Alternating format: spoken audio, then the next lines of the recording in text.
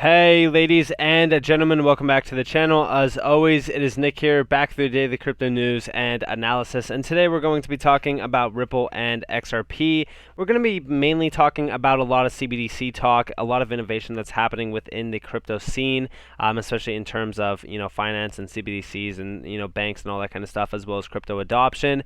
And then we're going to kind of correlate it to XRP, and I do also want to give you guys a quick update on the XRP SEC lawsuit as well. So sit back, relax, and for anybody who is new to the channel, definitely consider subscribing, turning notifications on. Also, definitely hit that like button, as it does help the channel grow immensely, and I do greatly appreciate it. Now, within this entire scene, we've seen a lot of cryptos go 10, 100, and 1,000x over the time of being in this market, especially, if we're talking about the, year-to-date percentages on some of these assets, it is absolutely ridiculous. It is crazy, right? And then, of course, we look at XRP, and right now XRP is up about like 422%. All right, it's nothing. It's seriously nothing. And you might be wondering, well, with how much innovation, with how much technology is behind XRP, with the massive community behind it, why isn't the price higher? Well, first off, the SEC lawsuit has stifled our innovation. It has stifled our price as well.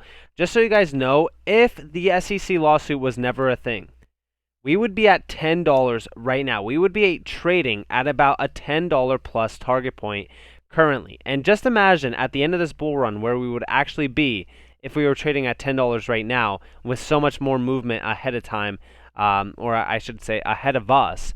So just think about that, right? At a 10x from $10, we would be at $100. So, that's pretty crazy to think about. But just so you guys know, I don't think that the SEC lawsuit is going to have to be a big problem for much longer. I think that we are getting to the point where it's about to end.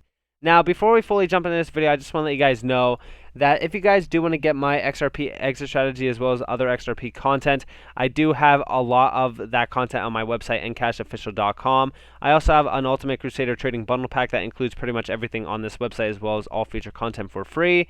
So if you guys are interested into something like that, you guys are more than welcome to go check that out. Of course, you guys are not obligated to purchase anything on this website. I'm just letting you guys know ahead of time. Now, in terms of the crypto market, in fact, when we're talking about a 10, 100, and 1,000x opportunity within the space, we talk about the entire crypto market cap, right? Because a lot of assets do a 10 to 100 to 1,000x. But what about the market cap for crypto? Because we've seen it grow immensely. We've seen, Bitcoin go from pennies to dollars to hundreds of dollars to even $60,000 plus.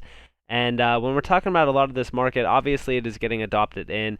A lot of people are innovating with it. Companies, enterprises, institutions, banks, pretty much everyone is adopting crypto at this point because they do see the major upside potential of adopting it. It is a massive innovative technology that has a ton of efficiency, statement points behind it. And when we're talking about crypto, where do you guys foresee it being by 2030? I honestly want to know your answers down in the comments below, because I personally see a 100x opportunity here at about $200 trillion. That's just my overall opinion. We are seeing massive adoption kicking in. We are seeing CBDCs happening around the world. And when we're talking about what's about to happen with digitization and tokenization, I think it's end game for us to be $200 trillion plus at least. We're talking about tokenization of securities and stuff. I mean, it's massive. But of course, let me know what you guys think down in the comments below. I'd love to hear it. Now, I do want to talk to you guys about this SEC lawsuit. As we already know, it is stifling a lot of movement on XRP as well as innovation. So, we do see our XRP lawsuit. Will court's orders to Ripple give the SEC some bullets for its gun? Now, I've always said, with how this SEC lawsuit is playing out, I would not be surprised if the judge was on the SEC's side point, or maybe, something's happening behind closed doors. It wouldn't be the first time, especially when we look at Jay Clayton as well as, William Hinman. Now, with the Bitcoin Ethereum thing, we haven't gotten any clarity on that. Okay? Ripple has been asking for clarity on the whole security thing with XRP, Bitcoin, and Ethereum for a very long time. We have not had any updates to that at all. We pretty much got denied every single time. Ripple has not had a solid answer at all during this entire almost 1 year of being in this SEC lawsuit. Now, of course, the entire time Ripple has always gotten, pretty much the short end of the stick, and especially we've got it now, right? Check this out, right? Judge Nepern granted the SEC's motion to compel Ripple to search for and turn over video and audio recordings of internal Ripple meetings. This is 64,000 recordings, just so you guys know. Okay? Now, of course, Sarah Nepern acknowledged human review of over 64,000 recordings as unreasonable. However, the defendant was advised to include automated transcriptions of recordings and further use search terms. The hearing read as below. Ripple was ordered to conduct a reasonable search of the relevant video and audio taped recordings and produce responsive documents. And of course, we do see here, in light of the close of discovery, Ripple was ordered to undertake such efforts without delay. And of course, we do see here, we expect this order to go against Ripple. Remember, an order like this might give the SEC some bullets for its gun, and vice versa when Ripple wins. But the next big order is on the SEC's motion to strike the fair notice defense. That is the bazooka. So right now, we are all sitting in limbo. We are waiting for this SEC lawsuit to kind of go behind closed doors, close the door, lock it, throw the key away, and forget about it altogether. That's what we want, right? And of course, that's what Ripple wants. They want to win this lawsuit. They want a clear-cut, dry win, because we're talking about a Ripple IPO. We're talking about US-based customers rejoining the team, opening up ODL corridors, and pretty much innovation continuing on. And of course, we do see, ideas with massive relistings, incredible FOMO, massive news outlet media coverage. There's so much to happen with this. But Ripple pretty much just wants to clear their name, and I totally understand that. And I do think that we will get to that point, of course. But let me know what your guys' opinion is on the SEC lawsuit. I honestly think it is all kind of manipulated corruption in my mind. Now, we also see here, breaking news, Russia will have a prototype of the digital ruble platform in early 2022 and pilot test its next year. Surprise, surprise, China and Russia going to put on a show in 2022. Now, we're seeing a lot of updates happening within the 2022 time period, especially with ISO 222 adoption, which is not a surprise to me. In fact, with a lot of what is happening with CBDCs, I would not be surprised if ISO 222 pretty much was a big staple point for a lot of these CBDCs. But let me know what you guys think about that down in the comments below. Now, with a lot of these CBDCs, we're talking about a lot of innovation happening as well. In fact, we also see here, launch between 2025 to 2030. The Bank of England and HM Treasury have announced the next steps in exploring plans for the CBDC stablecoin, which I don't think it is going to have to take that long at all. In fact, a lot of other people are saying the same thing. This is where they said, Russia. And then, of course, we do see here, think it will take that long? No chance, right?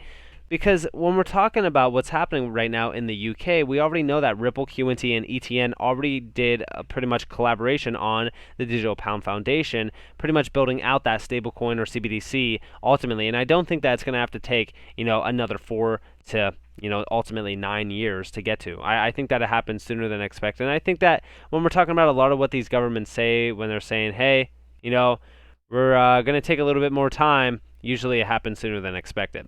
Now, of course, we also see, sorry, not this one, but this one here, Basel Committee to review proposed capital requirements for banks with crypto assets. The banking regulator plans to issue a new consultative document in 2022.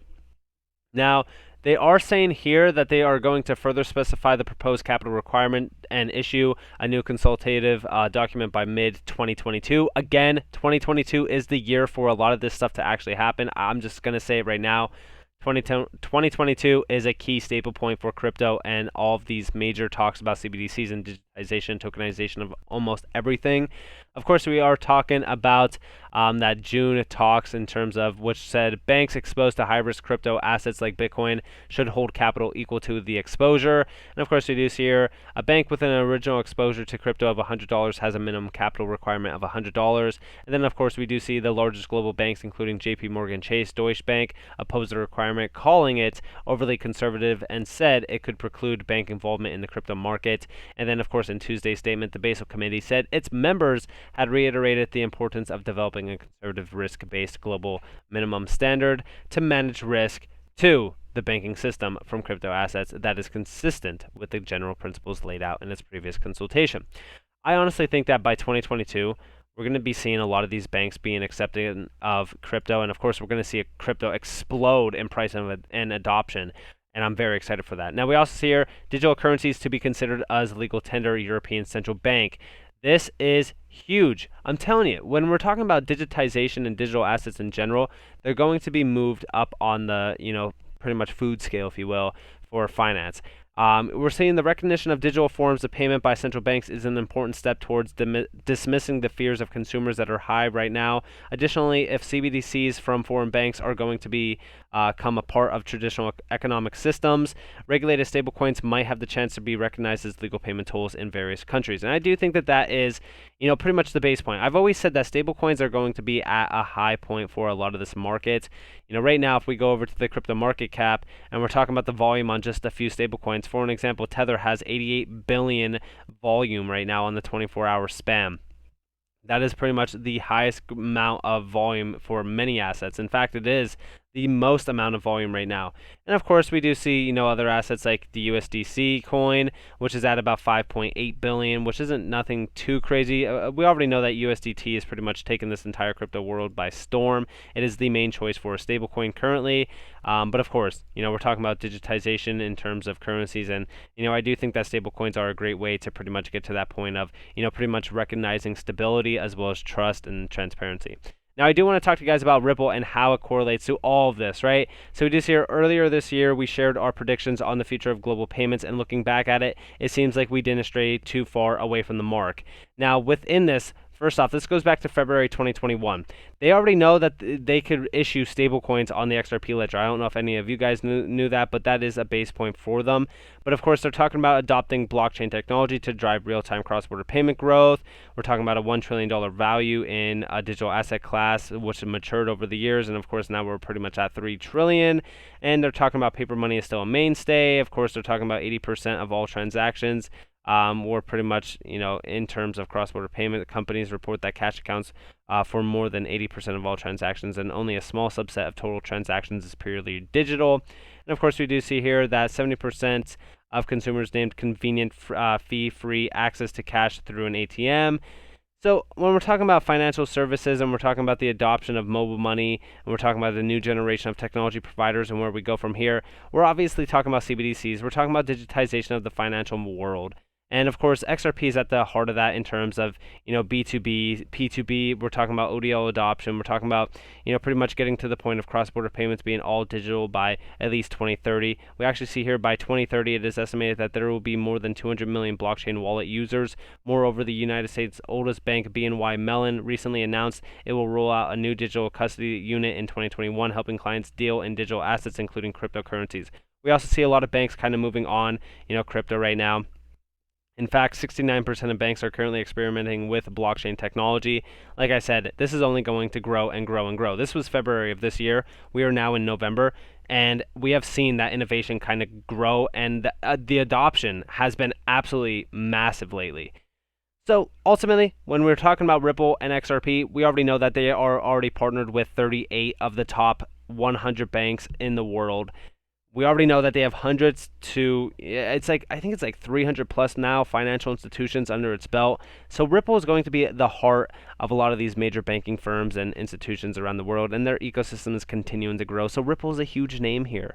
Now, we also see our Experience 3D digital art debuting as part of Ripple Swell. Our newly launched gallery features digital art created by artists from around the world. We believe supporting creators propels new markets and illuminates an expanding horizon of possibility. And then, of course, we do see here, XRP Ledger will dethrone the Ethereum network when it comes to NFTs because of the high fees. We also see a lot of other NFT platforms starting in this market, and I do think that they're great. And I think that this looks incredible. This is the Swell Gallery, and look at some of this art. I mean, this artwork is actually very incredible. And this is coming from somebody who is a graphic designer, and I do own a design agency. A lot of this is incredible artwork. And I do think that this is going to be a success 100%, especially with anything tied to Ripple. It's going to be huge. Ripple is a massive company, has a ton of individuals behind it.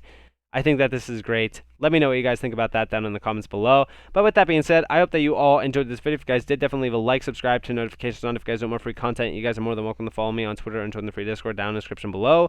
As always, I hope that you all have a beautiful day or a beautiful night, wherever you guys are in this beautiful Nick. Peace out, guys.